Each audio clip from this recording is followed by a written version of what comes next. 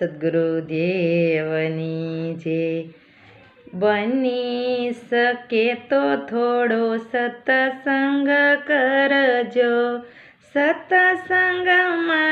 તમને શાંતિ રે મળશે,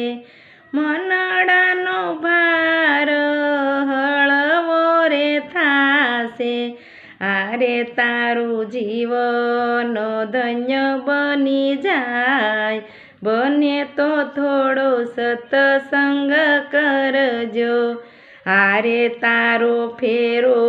ફોગટ મટી જાય, બને તો થોડો સત્સંગ કરજો, માખ્યું એ મધ ભેળું રે